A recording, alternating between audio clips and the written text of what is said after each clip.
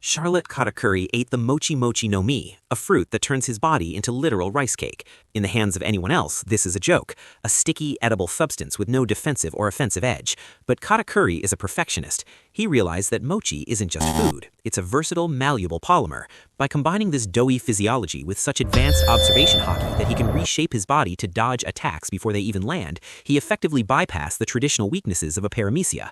He isn't just stretching, he is creating Gatling guns by compressing dough into block-like fists that hit with the force of solid steel. He proved that even a snack-tier power can rival an emperor when used with enough discipline. He transformed a useless, sticky substance into a weapon of mass destruction, forcing his opponents to fight a man who is literally everywhere and nowhere at once. This isn't just a power, it's a masterpiece of combat engineering, where the user's mind provides the lethality that the fruit originally lacked. Monkey D. Luffy, back when he was just a rookie, was widely dismissed by the world's elite because the Gomu no Mi only makes the user rubber. Most pirates see this as a circus act with no lethal potential, something that makes you immune to bullets but useless against a real blade. However, Luffy used the physics of his own body to break the power scaling of the Grand Line. By using his rubber limbs as literal pistons to pump blood faster through his system, he invented Gear Second. This wasn't a magic spell, it was a high-risk biological overclock.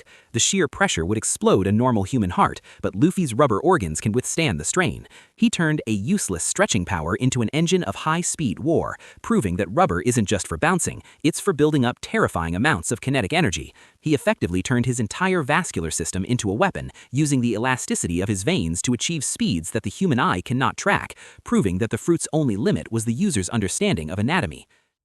Nico Robin possesses the Hana no Mi, allowing her to sprout limbs on any surface like blooming flowers. The massive weakness here is that any damage dealt to the sprouted limbs is felt by Robin's actual body, making her a target for every swordsman or brawler in the area. Most users would stay far away from the front lines. But as an assassin, Robin ignores traditional brawling entirely. She uses the fruit for instant, unavoidable submissions, sprouting arms directly onto her enemies' backs to snap their spines before they can even perceive her as a threat.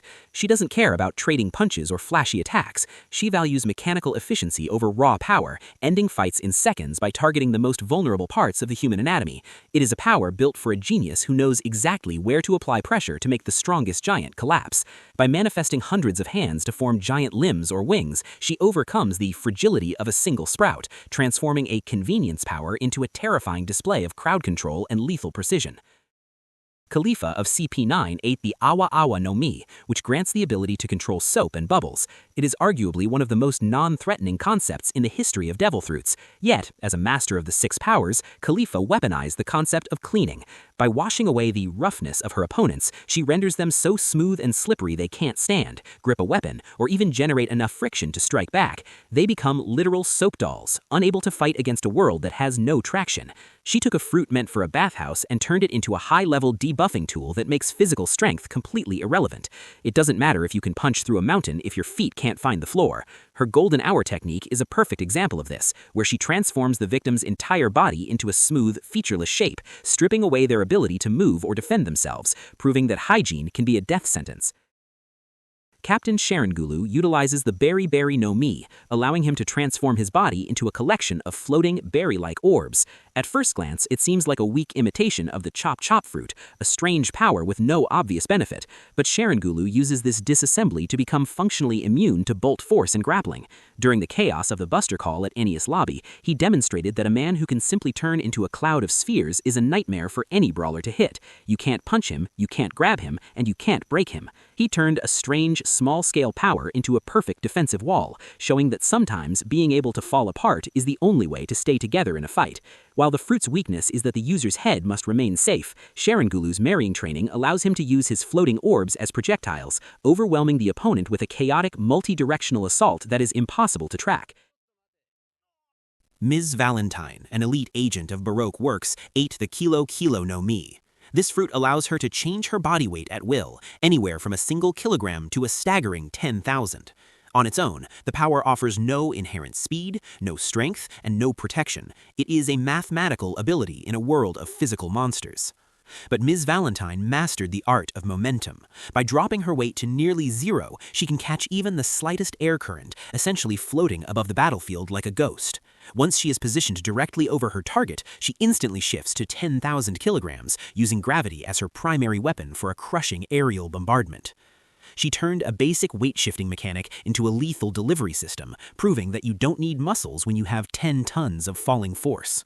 Her crescendo stone technique demonstrates this perfectly, where she pins an opponent down and gradually increases her weight until their bones give way, turning a simple number change into a slow, agonizing execution. Leo, a warrior of the Tontatta tribe, possesses the NUI NUI no Mi, the stitch fruit. This allows him to sew anything together using a needle and thread, a power that sounds more like a domestic hobby than a combat technique. However, Leo is a Tontatta. His natural speed is so high that he's practically invisible to the human eye, and his strength is far greater than his size suggests. He uses this fruit for absolute battlefield control. He doesn't need to trade blows with his enemies. He simply zips past them, stitching their feet to the ground or their arms to their sides before they can even perceive his movement. He renders entire squads of elite soldiers completely immobile in seconds, proving that in the hands of a fast enough user, a tailor's tool is a more efficient weapon than a sword. Because the stitches are unbreakable by normal means, he effectively neutralizes enemies without shedding a drop of blood, turning a weak utility power into the ultimate crowd control ability. Emporio Ivankov, the miracle person of the Revolutionary Army, ate the HORU no Mi. This allows him to inject hormones into himself or others to manipulate body chemistry. It is a support class ability that offers no direct fire, ice, or physical shields, yet Ivankov is a nightmare for the world government. By manipulating adrenaline, growth hormones, and immune responses, he can force a body to perform at several 100% of its natural capacity. He can heal fatal poisons or turn his own anatomy into a weapon, like his Hell Wink, which uses hormone-boosted eyelids to create massive shockwaves. He took a medical tool and used his knowledge of human limits to become one of the Revolutionary Army's most versatile and dangerous commanders. His Emporio female hormone or tension hormone can shift the tide of an entire war, granting allies a second wind or transforming his own physical stats to adapt to any opponent, proving that biology is the ultimate battlefield. Lucci ate the Neko no Mi model leopard. In the grand landscape of the Grand Line, a basic carnivorous zoan is considered relatively uninspired. It doesn't allow the user to control the elements or turn into a mythical god. It simply makes them a leopard human. But Lucci is a killing machine. He uses the leopard's predatory speed and physical buffs to amplify his mastery of the Rokushiki, the 6 powers. By combining his animalistic reflexes with the finger pistol and iron body techniques, he became a force that could rival high-tier paramecias and logias. He is the ultimate proof that a standard physical boost, when pushed to the limit by a genius martial artist, can be more terrifying than the most complex power in the sea. His life return ability allows him to shrink his massive hybrid form into a smaller, leaner shape, increasing his speed even further without sacrificing the leopard's raw killing power, showing that a simple cat fruit can be perfected into the apex of assassination. Finally, we have the marine legend Tsuru, who ate the WOSHU no Mi, the wash fruit. This allows her to literally wash and hang her enemies out to dry like laundry. It sounds like a joke, a power relegated to a chore. Yet even the most dangerous criminals of the Great Pirate era, including Doflamingo, went out of their way to avoid her. This is because her washing isn't just physical, it cleans the very hearts of those that touches, temporarily washing away the evil in a pirate's soul and leaving them both physically limp and mentally pacified. Tsuru is the ultimate example of a user who took a domestic concept and turned it into a high-level tool for psychological and physical neutralization, proving that sometimes the most dangerous power is the one that cleanses the enemy entirely. By rendering her opponents flat and literal sheets of laundry, she removes their ability to move, use hockey, or activate their own devil fruits, making her one of the most effective and feared pacifists in marine history.